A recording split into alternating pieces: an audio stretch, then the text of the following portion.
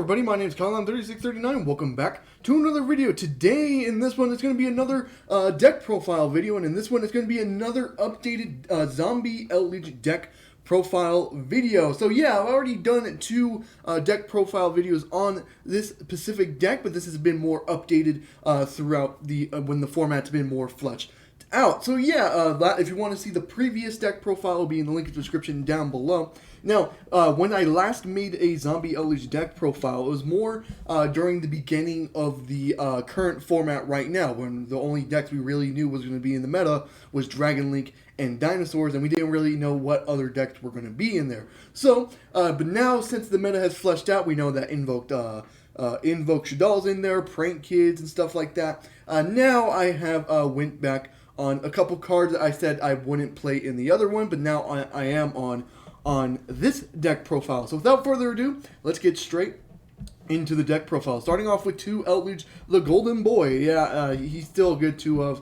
I mean, there's really no way to play him at 3. I think that's a little too much. 1's a little too low. Yeah, it's typical, you know, Eldlich build kind of thing. You only play 2. There's ways to search them out and stuff like that. So yeah, 2 without a doubt. Starting off with 3 Uni-Zombies, starting off with the zombie core kind of thing. If you don't know what Uni-Zombies effect is, it's a very ridiculous effect. You can target one face-up monster on the field, discard 1 card, increase that target's level by 1, and then you can do the same thing. You can target 1 face-up monster, send from deck to graveyard, and then increase that card's level by 1. But you cannot attack with monsters for the rest of the turn, except for zombie monsters, which isn't a problem because you have Zombie World, and then most of your deck is zombies anyway, so that's honestly not that much of a downside for Uni-Zombie. Uni-Zombie, very good effect to get shit into graveyard and stuff like that. Very good, 3 of without a doubt.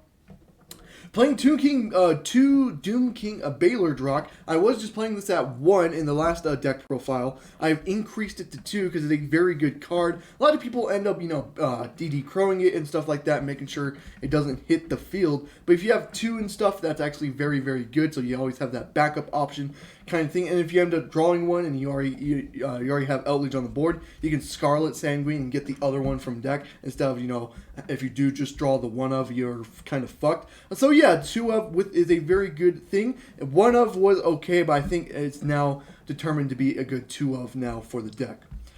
Still playing the 1 Necro Banshee. This probably could be a 2 of as well because it's a very good card. It can get you with the Zombie World and stuff like that. Still playing just the 1 just because I need deck space. As you can see, this is a 42 card deck. I really didn't want to go over 42 cards, so I'm keeping Banshee just at a 1 of for now. This probably could be a 2 of because it's a very good card effect, but we'll keep it at 1. Glow Up Bloom, again, this just stays at a 1 of. If you don't know its effect, if this card is sent to the graveyard, banish itself, add 1 level 5 or higher zombie monster, but if you control Zombie World, you can just actually end up special summoning that Zombie World, or that zombie monster instead. We got 3 Zombie World to start off the spells. Zombie World, a very good card for the deck. It kind of gets a lot of things going. Baylor Drock's effects is basically in place and Zombie World's on the field and stuff like that. A lot of the trap cards are very good with Zombie World on the field. A very important card that you really want to see. But, you know, you're okay if you don't see it, but you do want to see it because Zombie World is a very, very good card. Especially in today's meta where dinosaurs need, you know, dinosaurs in the graveyard and stuff to get their effects off. Zombie World is a good counter placement to that. We're playing the 3 Cursed Outlands, as you know, typical Eldlich plays here. 3 Curse to search out either your Eldlich or your Golden Land spells of trap and stuff like that. And then if it gets sent to the spell from the spell or trap zone to the grave, you can send 1 Golden Land or Eldlich from your deck to graveyard. So very good card, 3 of without a doubt. Basically just a typical Eldlich engine there. We're playing the 3 Super Poly. Man, how is this thing at 3, dude? I am really surprised this thing's at 3. Now, this Zombie Eldlich is not the only deck that's playing Super Poly. You know, the invoked Shadal stuff are also playing the Super Poly because of how good this card is. This is really surprising. This is still at 3. Man, this really should not be at 3. The Super Poly is a ridiculous effect, especially when you have Zombie World on the field. So when you just pull out Dragon Necro using your opponent's monsters and stuff like that. Very good card. Super Poly, absolutely amazing card. Should not be at 3, but it is.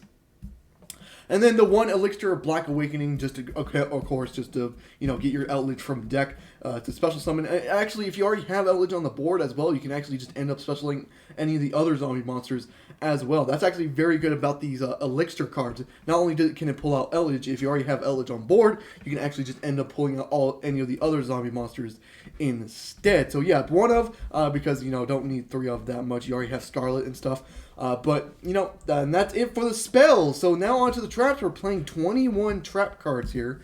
Starting off with 3 Elixir of Scarlet Sanguine. Again, just typical Eldlich build, but in this deck, it's even better because if you already have Eldlich on the board, you can just end up going towards your other zombie monsters if you want to. So very good card to play at 3. Same thing with Conquistador. If you already have, if it's effective, you already have Eldlich on board, you can end up destroying a card. Conquistador, a very good card for the deck. You can end up searching the Scarlet if you want to, if it's already engraved and stuff like that. So very good. Playing the 2 Hot Kettle, still playing the 2 of. Some people play Hot Kettle at a 3 of.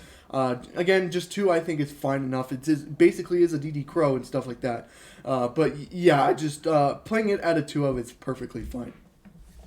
Now on to not Eldlich cards. We got Torrential Tribute. Now I put this in this deck because in the last deck profile there was someone that commented down below how you think Torrential Tribute would work in the deck. With testing, oh boy, Torrential is a very, very good card. I forget how good this card is, because it was one of the first cards ever released in Yu-Gi-Oh! Torrential Tribute is still a ridiculous card, especially right now. Yeah, it's very good for the deck and why it's playing at a 3 of right now. It's still a very, very good card. Playing 3 Ice Dragons Prism. Again, this card is very good by itself, but it gets better with a Zombie World because if you have Zombie World on the field, IDP can basically take any of your opponent's monsters from the graveyard and then banish any of your opponent's monsters because they're both zombies thanks to Zombie World and stuff like that. So IDP becomes better in this deck thanks to Zombie World, but it is good by itself, so that's very good in this deck. We're playing the 3 summon limit still. Summon limit is still just a ridiculous floodgate in today's meta, especially when everything combos off. Summon limit is very, very good. I was tempted to take it out because I wanted to make some room, but summon limit is just so good. I cannot take it out. You don't really need summon limit. Doesn't really affect this deck at all too, because you don't mind not summoning more than 2 times a turn. Because more or less, you're not going to be summoning more than 2 times a turn. So you're fine with Summon Limit being on your board, and depending on who you verse against, Summon Limit can absolutely destroy them. So very good play at 3 of. 3 Rivalry of the Warlords. Now, in the last deck profile, I said I wasn't going to play this anymore because of, because in the last deck profile, I argued that Dragon Link and Dinosaurs was the meta kind of thing, and Rivalry of the Warlords by itself does absolutely nothing. Now, I still think that, Rivalry of the Warlords by itself against those decks are absolute garbage. But if you do have the Zombie World there, you get that Zombie World Rivalry of the Warlord lock is very, very fucking stupid. But the reason why I didn't have it in the last one because I was like, you're not always going to have the Zombie World and stuff like that. But now I put it in because of Prank Kids and Invoked Shadal stuff. If you play Rivalry of the Warlords against Prank Kids, they kind of have a hard time kind of comboing off because, they're all different types and stuff like that. So if you play Rivalry, they're kind of like restricted kind of thing. So Rivalry is very good for that by itself. Same thing for the the Invoke Shadal. They all play different types. They're like sidekicks, spellcasters and stuff like that. So Rivalry of the Warlord does good. If they normal summon Alistair, declare effect, you flip Rivalry, that can basically end their turn right there. So that's basically why I threw it back in, because now since the meta has been more meshed out now that we know Prank Kids and Invoke Shadal. Invoke Shadal is now a thing. Rivalry of the Warlords against those 2 decks are absolutely ridiculous. Now, Zombie World Rivalry of the Warlord lock against any deck is ridiculous unless you're just versing another zombie deck. But Rivalry of the Warlords by itself is good against El Shadal and Prank Kids, and why I put it back in, because those decks, you don't need Zombie World. Rivalry of the Warlords by itself is good. Now, again, Dinosaurs and Dragon Link, if you don't have Zombie World, Rivalry of the Warlord is absolute garbage. So, you got to be careful of that, but it is back in the deck, and I think it's for a good reason.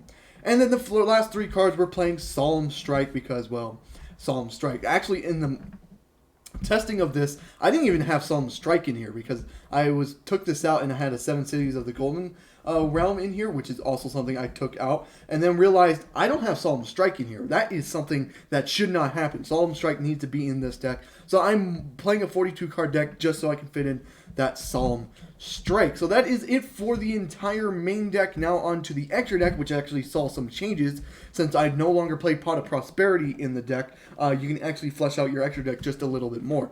Playing the 2 Eldlich, the Mad Golden Lord, again, is a good super poly target. You are able to pull it out within the Outlands archetype, but I'm not playing the 7 Cities of the Golden Realm in this build because I don't want to play a 43 card deck. So Eldlich, the Mad Golden Lord, goes down to 2. It's still a good super poly target if you have Eldlich on the board, and if you have Zombie World on the board, it super poly can pull out Eldlich, the Mad Golden Lord. So it's a very good card. You can't destroy it by battle or card effects. And then it has a Snatch Deal kind of effect. Tribute 1 zombie, target 1 face-up monster your opponent controls. Take control of it, but you cannot attack or activate its effects this turn. But you get to permanently keep it, which is very, very good. So a very good card there. And then 2 Dragon Necro. Again, this is just a super poly target. If you have Zombie World on the field, super poly, get into Dragon Necro kind of thing. Its effect is basically worthless. It's like a battle phase effect. But, you know, it's just a super poly target, and that's it. Playing the 1 Starving Venom Fusion. This was at a 2 of, but again, since I'm not playing Pot of Prosperity anymore, you only really need 1. Again, a very good card effect, requiring only 2 dark monsters on the field. If this card's fusion summoned, you can make this card gain attack equal to 1 monster, one of your opponent's special summon monsters. Then once returned, target 1 level 5 higher monster your opponent controls until the end phase. This card's name becomes that original name, and then replace its effect with that effect. And then if this card is destroyed, you can destroy all your opponent's special summon monsters. So it's a very good card. Playing just 1 because I was playing 2, but I don't have Pot of Prosperity anymore in the deck, so playing 1 is just fine.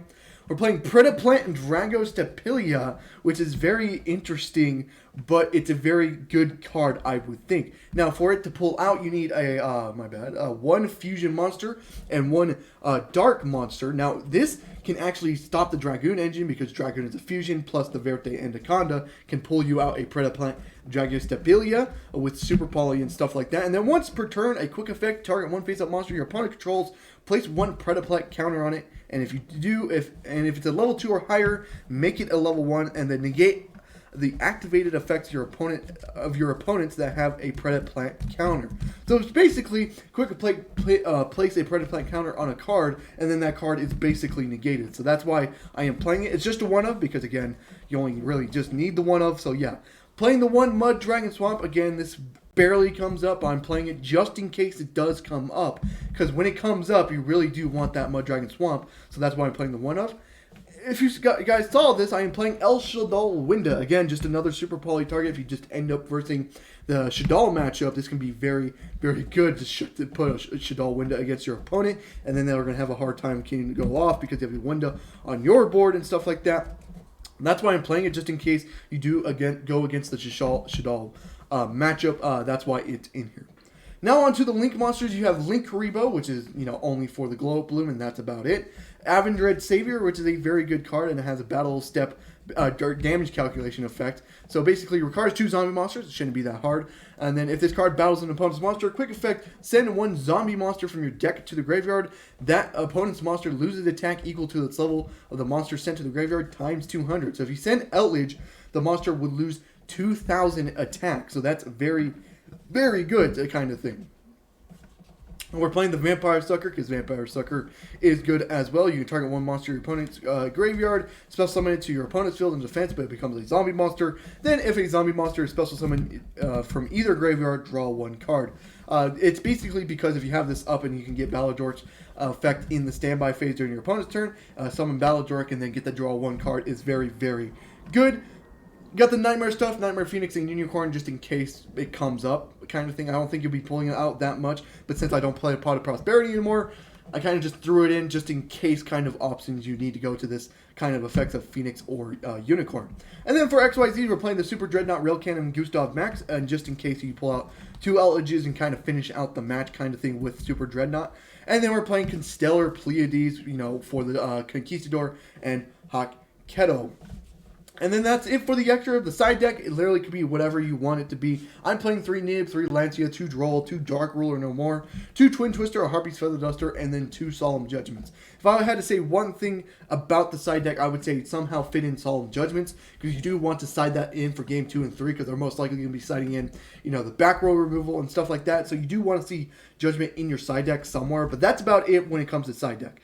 And you can make it anything you want, just make sure you have Solemn Judgment in that side deck. So yeah, that is it for the entire deck profile. I hope you guys did enjoy the video. If you did, leave a like and subscribe for more content on the channel. I do upload every single day except for Saturday and Sunday. This is my 3rd updated Eldlich deck profile. I think it's at a very good state. You know, Eldlich itself, it's not, you know, one of the top dogs like it used to be, but I think the, you know, the Super Poly is ridiculous. It should not be a 3, and it helps this deck out very much. So yeah, I hope to see you guys in the next one. Goodbye.